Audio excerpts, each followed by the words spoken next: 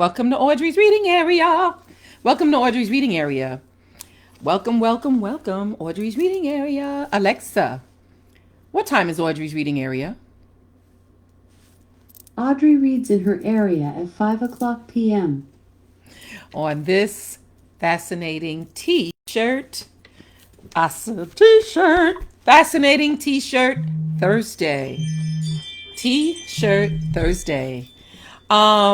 Again, this is Sylvia Rouss week for me because she was nice enough to send me. She heard me read one of her books, and she was nice enough to send me five. I said five other books of hers that she read. So I'm reading one every single day. And today's book, Yosef's Dream. Yosef's Dream. Yes. So let's get into it.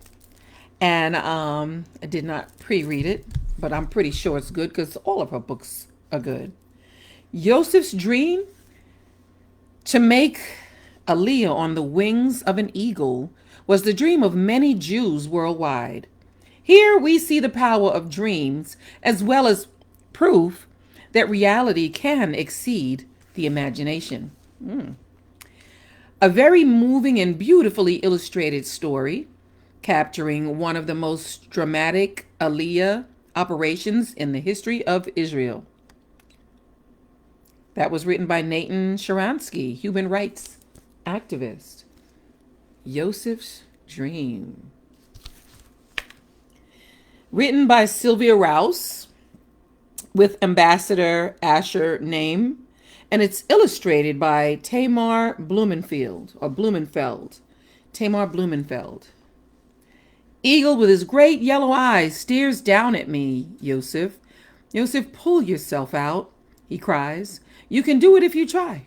Yosef has a dream and a choice to make. Will he climb tall mountains with gazelle never belonging anywhere? Hide in the shadows with hyena? Or grab hold of eagle's wings and be taken far, far away to his true home? Trading their sheep for new shoes and cramming themselves into the body of a huge eagle on a one-way ticket to Israel, Yosef and his family bravely leave their old lives, believing in a promise made to them over 3,000 years ago. Sounds like an interesting story to me. All right, let's do it.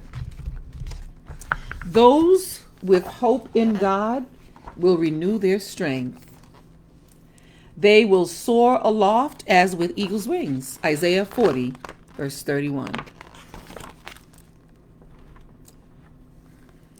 The western wall glints in the early morning Jerusalem's sunlight. We watch proudly as my younger brother Jacob chants the Hebrew prayers. Today is his bar mitzvah, and he is becoming a man. It is a long time since we left our small African village. I was just a boy.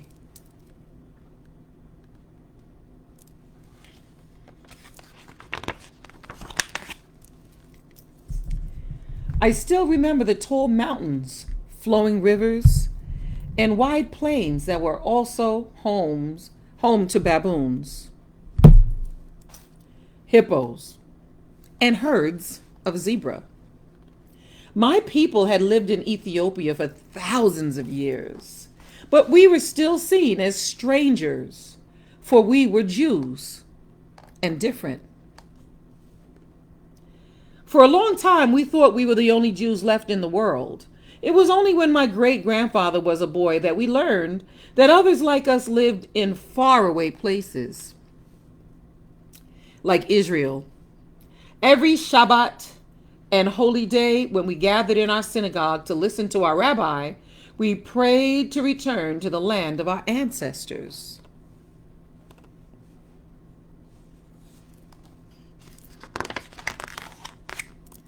In the evenings, my family would gather outside our small hut and eat together. My father and mother, my sister and brother, and me.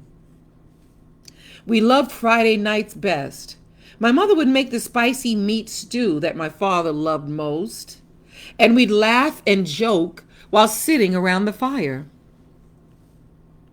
Later, laying on our mats, they would tell us stories of long ago as the stars shone their light through the open doorway. Suddenly, I am a young boy again.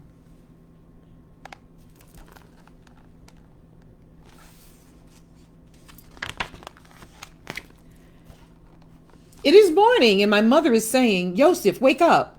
I squirm as she tickles my bare feet.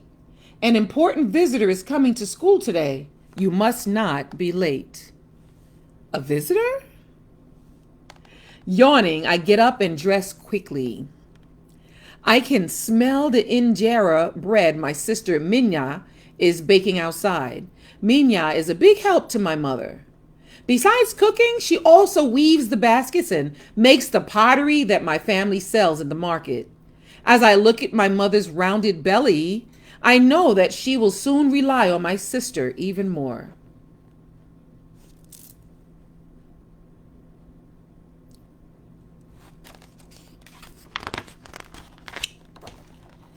Outside, I reach for a piece of the warm, spongy bread. Minya snatches it away. "You haven't brushed your teeth," she scolds. I grab a twig and scrape it across my teeth. Satisfied? Satisfied Minya gives me the bread. I can't wait for the baby to come. Then I will no longer be the youngest. I quickly swallow the last bite of bread and pick up the basket of food to take to my father and brother working in the field.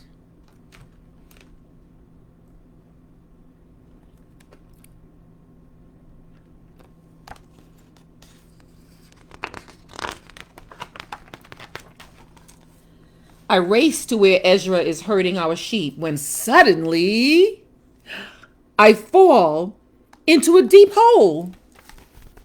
Oh no. You see that? He falls into a deep hole. Wow. I cannot climb out. The sides are too steep. I can call for help, but no one answers. What can I do? I gaze up at the clouds overhead, and then I must have fallen asleep, for Gazelle is peering down into the hole. See him? He's in the hole.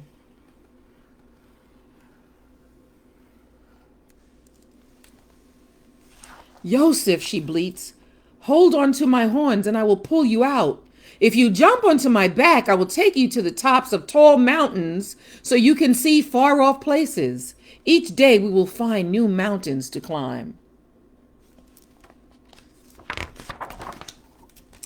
Her soft voice is interrupted by Hyena's snarl.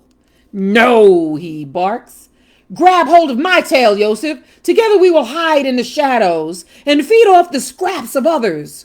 One place is much like another." All of a sudden, big flapping wings brush Hyena aside.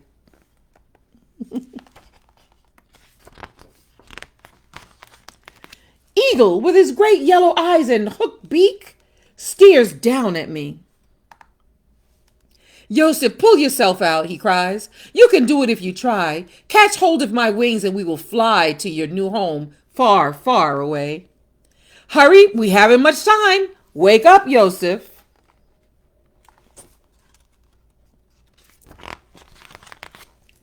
I open my eyes to find Ezra looking down at me. "Yosef, are you hurt?" He shouts, "I have been calling and calling you. Here, take my hand." "I can climb out on my own," I say. I find a small toehold and brace myself, then grab onto clumps of grass and slowly pull myself up. "Ezra," I say breathlessly at the top, "I had a dream. Eagle spoke to me, but Ezra isn't listening. He takes some food, then says, 'Hurry and take the rest to father.'" I run to where my father is plowing. Father, I'm sorry. I'm sorry I'm late. I fell into a hole and I couldn't get out. Then I had a strange dream. Would you like to hear it? Later, he smiles, run off to school now. I hug him and race across the fields. When I arrive at school, everyone is gathered around a stranger.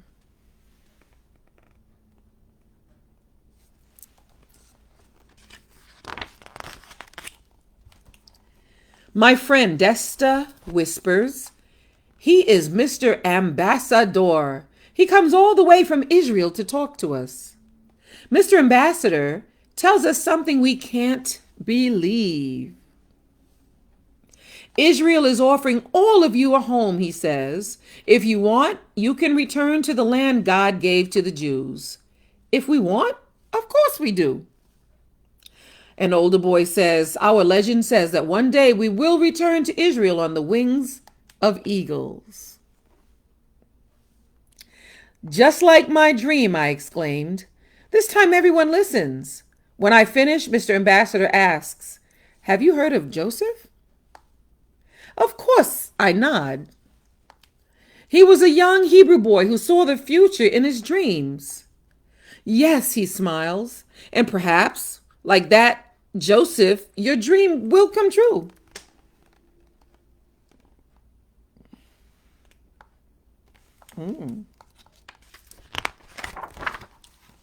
On my way home from school, I search the sky for eagles. I see none. But I will look again tomorrow. When I reach our hut, men are gathered around my father. Soon we will leave for Jerusalem, one man says excitedly. I do not believe it will happen, says another. Why not? Asked a third man. You heard the ambassador. My father frowns. Our government will never let us go. And anyway, he adds, looking at me, your mother will soon give birth. How can we go? Over the next weeks, the villagers preparing for the big trip, hoping it will happen soon, but we do nothing.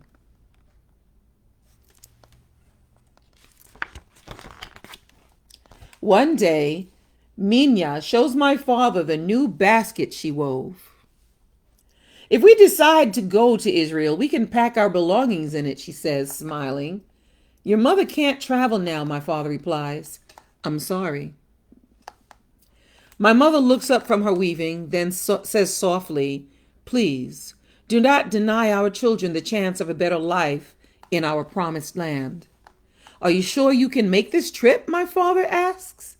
When my mother nods, his face fills with pride. Then we shall go.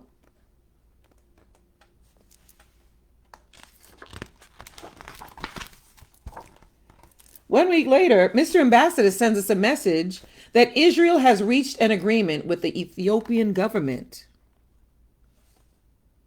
We can leave, but it must be today. Today?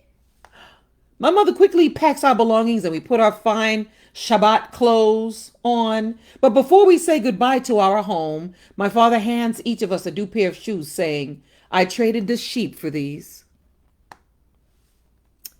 Soon big long buses come and we all crowd on board. We travel nearly all day. Finally, we stop in a huge open field. The sun is setting. When I hear the sky roaring and see, yes, the sun is setting when I hear the sky roaring and see an enormous winged bird. Wow. An eagle, I shouted. I shout as the bird swoops down. Look. No, Yosef. That's an airplane, my father says, smiling. He saw the airplane, thought it was an eagle. But I know it is the eagle from my dream. Soon more eagles arrive. Hundreds of us line up to climb into the bellies of the giant birds.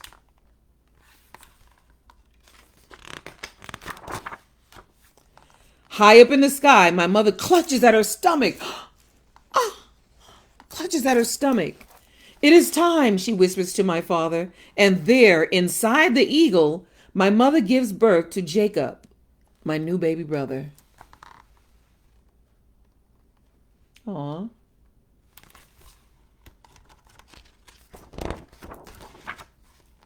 Today, 13 years later, we live in the south of Israel. My father works on a farm near our home. Ezra, who always had a way with animals, is now a veterinarian. And Minya, with my mother, owns a small shop selling baskets and pottery. As for me, I love this land and its language. I am studying to be a writer. But today we are celebrating.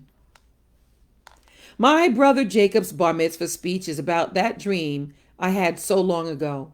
He stands tall as he looks at us and says, my brother Yosef's dream was about making a choice.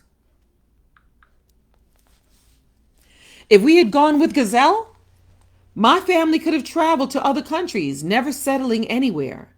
Had we stayed with Hyena, we would still be living out as outcasts in Ethiopia.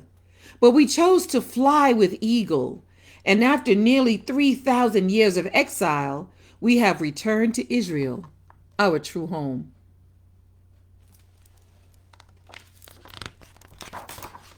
The end. Aw. The end. Author left a note. The author, Sylvia Rouss, left a note. And what time is Audrey's reading area?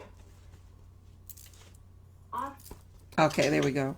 The author left a note reading, the Jews, Sylvia Rouss, the Jews of Ethiopia lived in isolation for nearly 3,000 years.